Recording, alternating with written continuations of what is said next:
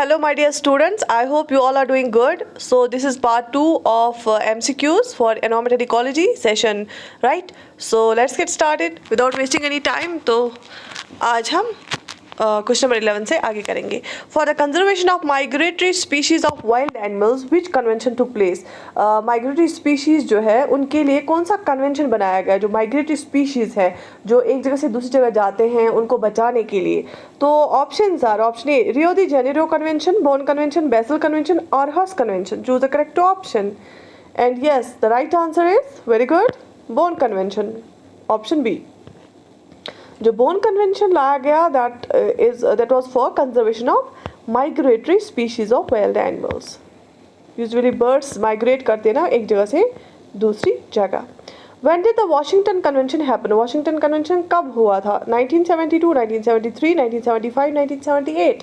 Choose the correct answer. India's option B 1973 में हुआ था Washington जो है कन्वेंशन, यहाँ पे लिख के हैं. ओके और ये जो वाशिंगटन कन्वेंशन हुआ था ये कहाँ पे हेल्ड हुआ था? IUCN, एक अलग ऑर्गेनाइजेशन है जो हम आगे पढ़ेंगे एमसीक्यूज में. IUCN का एक कन्वेंशन हुआ था ये 1973 में. International union for conservation of nature, IUCN की फुल फॉर्म है international IUCN, international union, international IUCN, sorry मैंने गलत लिखा था, IUCN international union for conservation of nature. What is the full form of ENMOD? ENMOD. Options: Environmental Middle Convention, Environmental Modification Convention, Environmental Middle Center, and Environmental Modification Center. Choose the correct option. And yes, option B is the right answer. Environmental Modification Convention. Modification, right? Environmental modification convention जो है एक international treaty है जिसमें prohibit किया जाता है military या other hostile use of environmental modification technique. जितनी भी हमारे पास टेक्निक्स है ना एनवायरमेंट को मॉडिफाई करने के लिए, हाँ चलो कोई भी टेक्निक है ज़रूरत लगती है, लेकिन आप वो मिलिट्री पर्पज़ के लिए इस्तेमाल नहीं कर सकते हो या किसी भी होस्टाइल चीज़ के लिए इस्तेमाल नहीं कर सकते हो. और ये फोर्स जब कब इसमें आ गई, ये कन्वेंशन कब फोर्स में आ गया? 1978 में. Okay, the Ramsar convention is also called as convention of wetlands. बहुत ही इजी है, आप सब लोगों को पता है 2 फरवरी मनाते हैं हम wetlands day, international wetlands day. तो क्या ये सही है गलत है? बिल्कुल सही है. रामसर कन्वेंशन जो है इसको हम कन्वेंशन ऑन वेटलैंड्स भी बोलते हैं. और 2 फरवरी को, 2 फेब को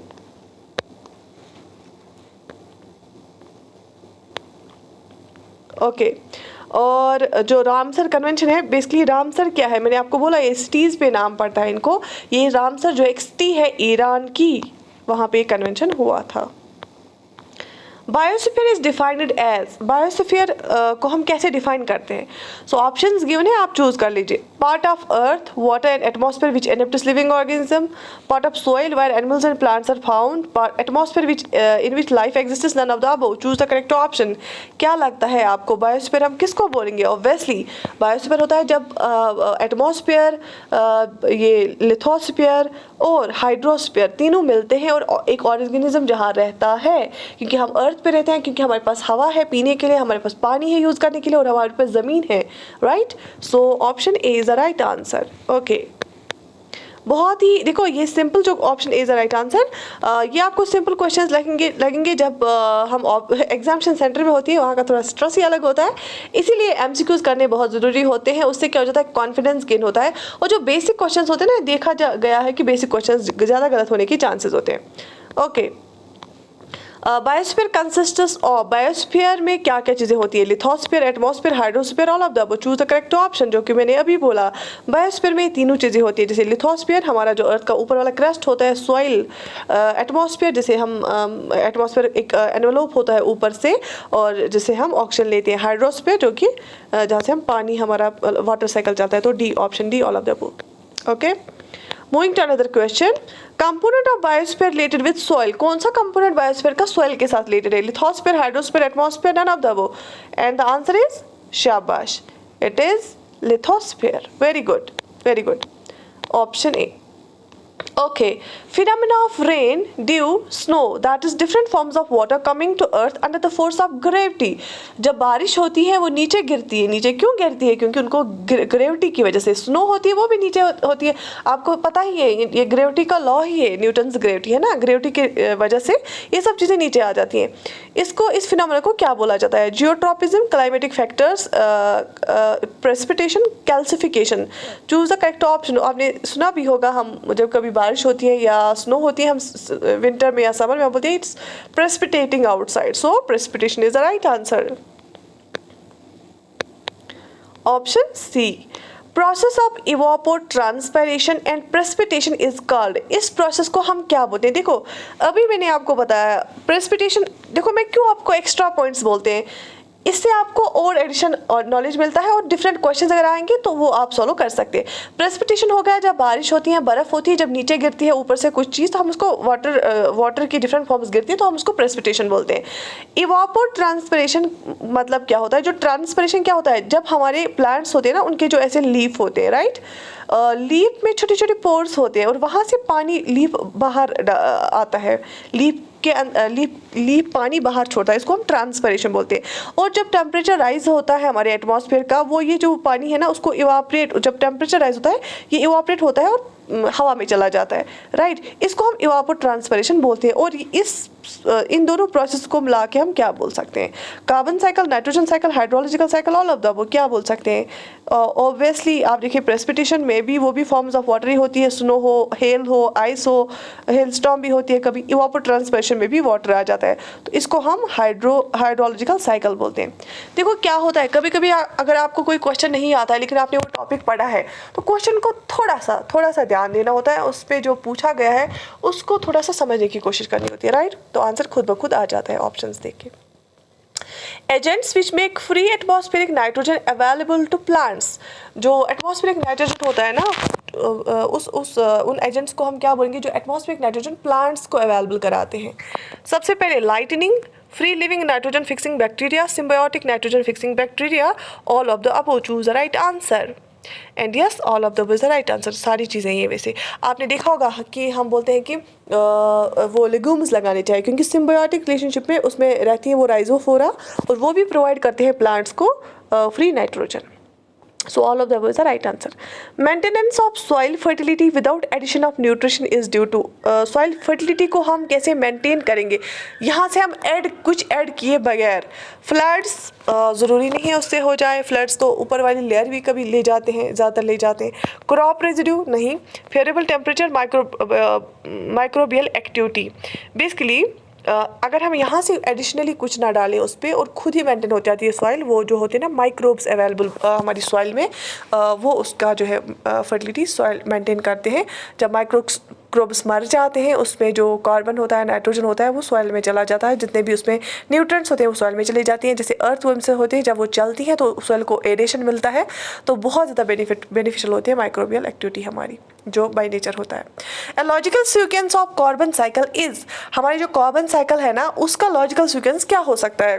producer, consumer, decomposer, producer, decomposer, consumer, producer, consumer, producer, decomposer, consumer. Choose the correct option, choose the correct sequence, जो लॉजिकल सीक्वेंस होनी चाहिए। प्रोड्यूसर होता है जो खुद बनाता है खाना, कंज्यूमर होता है जो प्रोड्यूसर को खाता है, और जो डिकम्पोजर होता है जब कंज्यूमर मर जाता है या प्रोड्यूसर मर जाता है तो इनकी बॉडीज को डिकम्पोज करता है। तो कौन सी लॉजिकल सीक्वेंस लगती है आपको कार्बन साइकिल के लिए? So I think option A, yes option A. क्यों?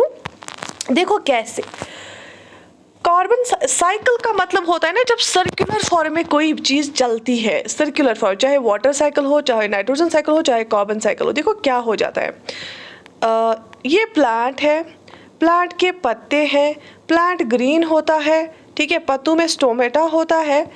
प्लांट क्या करता है? फोटोसिंथेसिस करता है, खाना खुद बनाता है। वो फोटोसिंथेसिस कैसे करता है? ये एटमॉस्फेयर का कार्बन डाइऑक्साइड लेता है, इसमें क्लोरोफिल होता है, सनलाइट की प्रेजेंस में रूट्स के थ्रू वाटर लेता है। तो ये क्या करता है? एटमॉस्फेयर कार्बन डाइऑक्साइड की वजह से क्या करता है? ये करता है काम, खाना बनाता है, शुगर, जिसको वो अपने इस पॉट्स में स्टोर करके रखता है और बाहर छोड़ता है O2 ऑक्सीजन। तो प्लांट ने क्या लिया? प्लांट ने कार्बन डाइऑक्साइड लिया, इसने कार्बन का इस्तेमाल किया, और प्लांट जब बड़ा हो गया उसको कंज्यूमर आया तो खाया। ठीक है। अब जब ये कंज्यूमर मर गया, ये कोई जानवर आता है प्लांट खाता है, प्लांट प्रोड्यूसर है, जानवर कंज्यूमर है, जब ये कंज्यूमर मर जाता है डिकम्पोजर उसकी बॉडी को क्या करता है, डिकम्पोज करता है और वो कार्बन वापस सॉइल में चला जाता है, राइट, या एटमॉस्फेयर में वापस आ जाता है। तो कार्बन साइकिल कहाँ से, इवन प्रोड्यूसर जब कार्बोहाइड्रेट बनाता है तो इवन कार्बन का ही ज़्यादा बना हुआ होता है, उसके बाद उसको कंज्यूमर खाता है, उस कंज्यूमर की बॉडी को डिकम्पोज करता है डिकम्पोजर, राइट। तो this is the logical sequence. Rise of atmospheric, मैं इसलिए आपको थोड़ा डिटेल पढ़ाती हूँ कि कैसे, कौन सा अप्रोच होना चाहिए क्वेश्चंस को सॉल्व करने के लिए। Rise of atmospheric temperature because of high concentration of carbon dioxide is known as, जब कार्बन डाइऑक्साइड की कंसंट्रेशन इंक्रीज होती है और एटमॉस्फेरिक टेम्परेचर राइज होता है, इसको हम क्या बोलते हैं, green house effect, biomagnification, pollution, ecotone.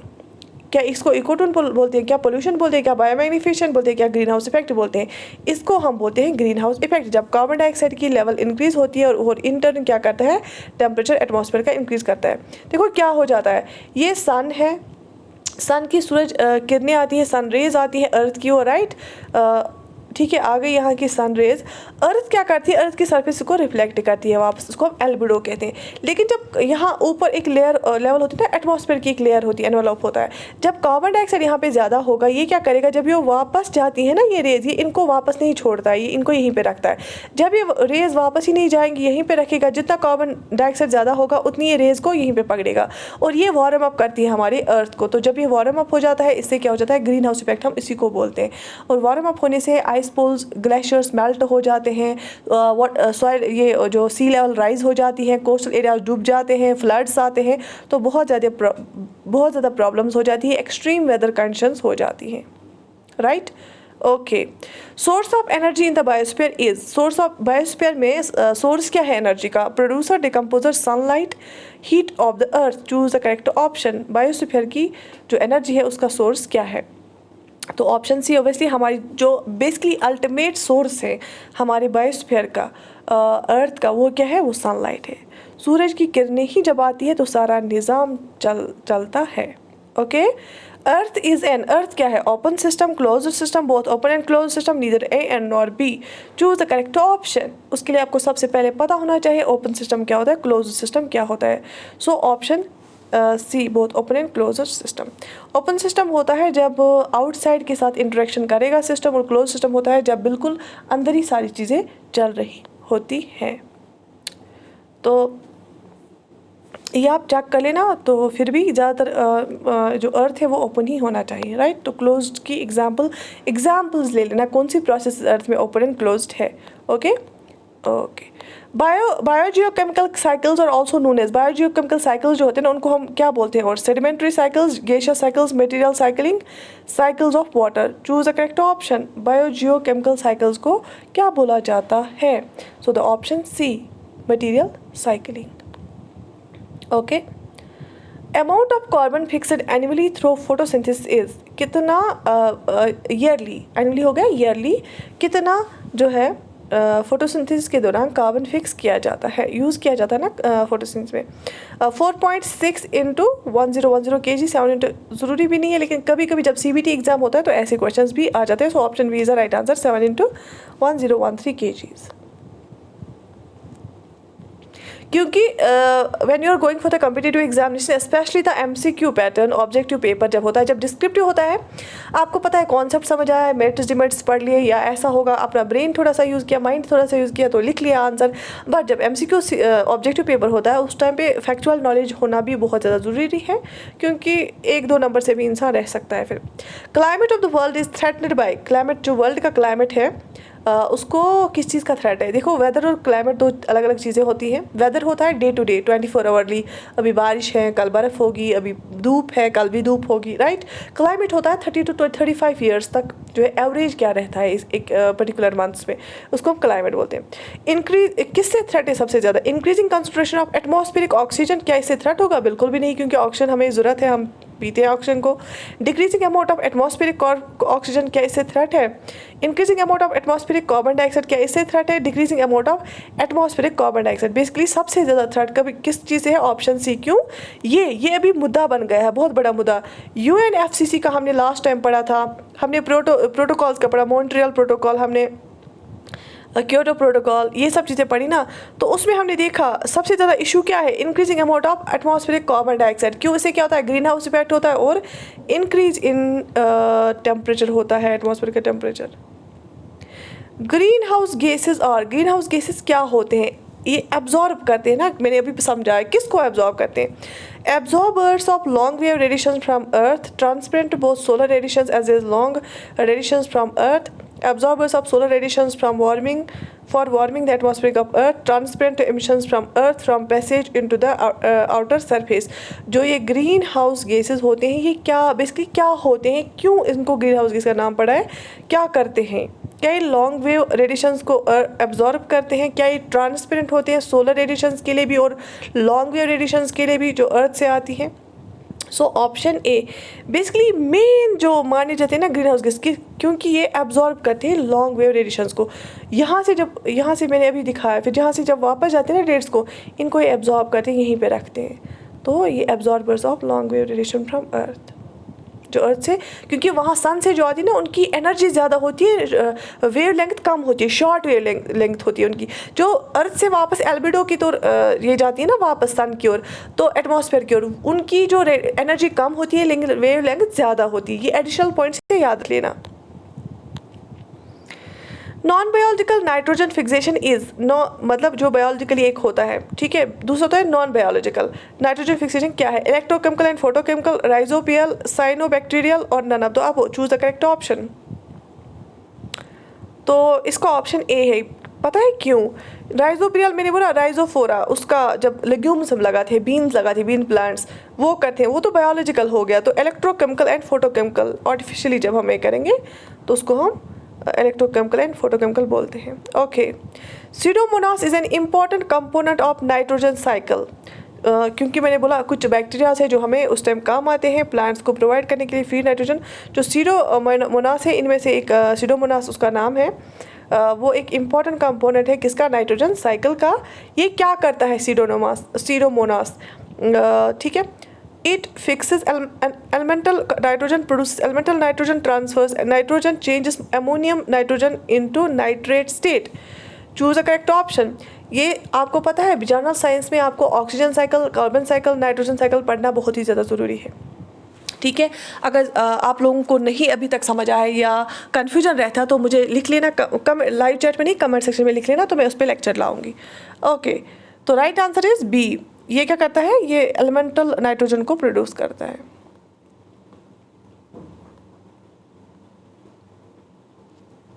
Water cycle is made up of 2 overlapping cycles. Water cycle basically बना हुआ होता है, 2 साइकिल्स उसमें होते हैं, ओवरलैपिंग साइकिल्स। ग्राउंड वाटर और एटमॉस्फेरिक साइकिल्स, सरफेस वाटर और atmospheric cycles, global and local cycles, oceanic and fresh water cycles. जो वाटर साइकिल है उसमें कौन से 2 साइकिल्स का बना हुआ होता है? And yes, the answer is option C, global and local cycles.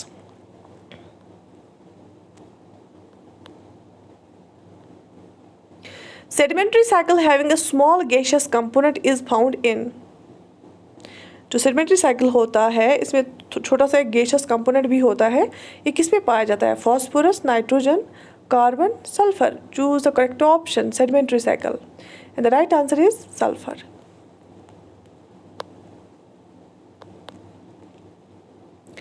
Earth is protected from ultraviolet radiation by means of ultra UV rays। UV rays सन की रेज में होती हैं, तो इससे UV rays, ultraviolet rays, इसमें डिफरेंट टाइप्स होती है। UV rays A, UV rays B, UV rays C, ठीक है। तो ये इससे हमें कौन बचाता है? Bye means of option 1 ozone layer, nitrogen, oxygen, carbon dioxide. Choose the correct option, and yes, ozone layer हमें बचाती है इसीलिए तो हम बोलते हैं ना कि ओजोन डिप्लीटिंग सबस्टेंस को कम करना है। और ये कौन हमें बताता है? Montreal protocol. क्योंकि ओजोन लेयर थिन हुआ था एक बार एंटार्क्टिका के ऊपर, उसको हम ओजोन होल बोलते हैं। और रिसेंटली साइंटिस्ट ने ये डिस्कवर किया कि वो ओजोन होल जो है कम होता जा रहा है। ओजोन होल का मतलब क्या है? वो जो लेयर है ओजोन लेयर जो है स्ट्रेटोस्फेरिक में, वो थिन होती जा रही है। उसकी थिकनेस कम हो रही है। Ozone layer occurs in, ozone layer कहाँ पे होता है? Ionosphere, stratosphere, thermosphere, troposphere. Ozone layer कहाँ पे होती है? ऑप्शन बी, ये होती है स्ट्रेटोस्फीयर में, और होनी भी चाहिए स्ट्रेटोस्फीयर में। इसको हम गुड ओजोन भी बोलते हैं। और जो ट्रोपोस्फीयर में ओजोन होता है ना, उसको हम बैड ओजोन बोलते हैं। और ओजोन O3 होता है, 3 ऑक्सीजन मिलते हैं और ओजोन मॉलिक्यूल बनाते हैं। Ecosystems obtain nitrogen from outside through the process of, जो इकोसिस्टम्स है ना वो नाइट्रोजन ऑब्टेन करते हैं बाहर से, और किस प्रोसेस से? Industrial fixation, electrochemical and photochemical fixation, biological fixation, all the above, choose the correct option. ये जो इकोसिस्टम्स हैं नाइट्रोजन ऑब्टेन करते हैं आउटसाइड से, किस प्रोसेस के थ्रू? शाबाश। ऑप्शन डी, हर ये सारी इन सारी प्रोसेसेस के थ्रू, एक पर्टिकुलर प्रोसेस नहीं, बहुत सारी प्रोसेस के थ्रू। जैसे इंडस्ट्रियल फिक्सेशन से, electrochemical and photochemical fixation and biological fixation. Biological fixation तो पता ही है, जैसे उस नाइट्रोजन साइकिल में सीडोमोनास होता है, राइजोफोरा, लेग्यूम सब लगाते हैं। या दूसरा इलेक्ट्रोकेमिकल, ये तो हम फिर ये कराते हैं, फोटोकेमिकल फिक्सेशन कराते हैं, या इंडस्ट्रियल फिक्सेशन से, राइट।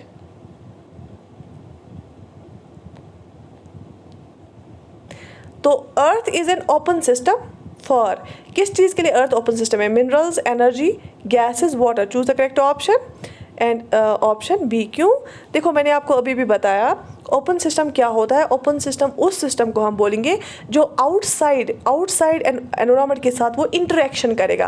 क्लोज्ड सिस्टम वो सिस्टम होता है जो बिल्कुल भी आउटसाइड के साथ इंटरेक्शन जो है, ये सिस्टम अंदर ही जो भी होगा, जितने भी ये रिलेशंस हो भी अंदर ही होंगी। जो ओपन सिस्टम होगा ना, उसका बाहर के साथ इंटरेक्शन होगा, राइट। तो ओपन सिस्टम अर्थ का एक्ट करता है ओपन सिस्टम, क्योंकि जब ये सन से लेता है, ये प्लेनेट है, जब ये सन से रेडिएशन लेता है, एनर्जी हमारी कहाँ से आती है? बाहर से आती है। तो जब बाहर से इंटरेक्शन हो गया तो वो हो गया ओपन सिस्टम, राइट। तो एनर्जी के टाइम अर्थ एक्ट करती है as open system. Lithosphere is reservoir of, lithosphere किस चीज़ का रिजर्वायर है? कार्बन, ऑक्सीजन, फास्फोरस और nitrogen. Choose the correct option. Lithosphere जो मैंने बोला कि ये सॉइल वाला पार्ट है इसका, बायोस्फीयर का, तो इसमें सबसे ज़्यादा क्या पाया जाता है? And the right answer is phosphorus. बहुत सारी चीज़ें पाई जाती हैं, राइट। तो यहाँ पे ऑप्शन दिया गया है फास्फोरस। तो amount of nitrogen fixed by nitrogen fixing organisms, nitrogen fixing organisms कितना अमाउंट ऑफ नाइट्रोजन फिक्स करते हैं? 70%, 30%, 50%, 90%। Choose the correct option. And the right answer is 70%। Okay, moving to another question. Carbon is found in lithosphere as, lithosphere में carbon को कैसे found किया जाता है? क्योंकि जो कार्बन है ना, वो बिल्डिंग ब्लॉक होता है बहुत सारे कंपाउंड्स का, बहुत सारे मॉलिक्यूल्स का। तो डिफरेंट फॉर्म्स होते हैं, डिफरेंट चीज़ें होती हैं हमारी बॉडी में भी, प्लांट्स में भी, या लिथोस्फीयर में भी, सॉइल में भी, जिसका एक पार्ट होता है कार्बन, राइट। कार्बोहाइड्रेट, कार्बनिक एसिड, कार्बन, कार्बोनेट। तो किस फॉर्म में होता है? सो ऑप्शन जो है option C, sorry option D is the right answer. जैसे कैल्शियम कार्बोनेट होता है, लाइम आपने देखा होगा ना, चूना जिसको हम बोलते हैं, वो भी एक होता है। डिफरेंट फॉर्म ऑफ कार्बोनेट्स में होता है, लिथोस्फीयर में कार्बन प्रेजेंट होता है। Okay, which has a sedimentary cycle, किसका होता है sedimentary cycle? Nitrogen, carbon, water and sulphur. अभी हमने देखा ऑप्शन डी सल्फर का। Okay, maximum control of hydrological cycle is exerted by, जो हाइड्रोलॉजिकल साइकिल है ना, उस पर सबसे ज़्यादा कंट्रोल कौन करता है, कौन एक्सर्ट करता है? Option 1 epiphytes, forests, plankton, grassland.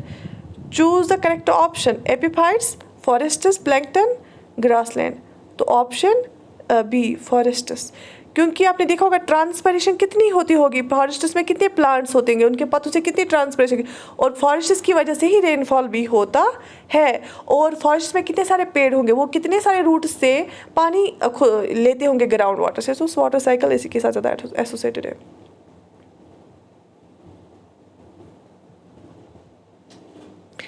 Ecological cycle directly driven by sunlight is, अच्छा ऐसा कौन सा साइकिल इकोलॉजिकल साइकिल है जो डायरेक्टली सनलाइट से ड्रिवन होता है? Carbon, phosphorus, hydrological, nitrogen.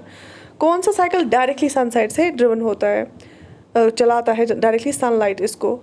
So the right answer is C hydrological. देखो कैसे कार्बन साइकिल होता है कि जब बैक्टीरिया फंगस आ जाता है किसी बॉडी पे, किसी प्लांट पे, उसको डिकम्पोज करेंगे तब जाके कार्बन वापस चला जाएगा सॉइल में। या नाइट्रोजन होता है उसमें आप देखोगे कि बहुत सारे बैक्टीरियाज है जो फिर प्लांट्स में, लेग्यूम्स में होते हैं सिम्बायोटिक रिलेशनशिप पे, तो फिर फिक्सेशन ऑफ नाइट्रोजन करते हैं, राइट।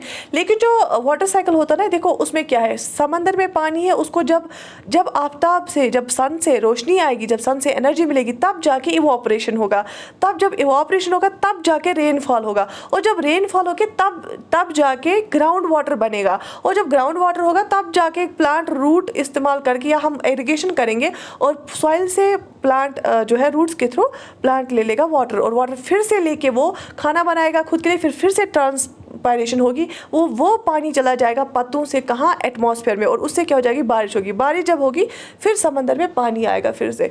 तो ये जो साइकिल है, water cycle, hydrological cycle, it is directly driven by sunlight, solar energy. Okay, moving to another question, biosphere क्या है, an area occupied by living beings, plants of the world, plants of a particular era, special plants. Choose the correct option and option A is the right answer.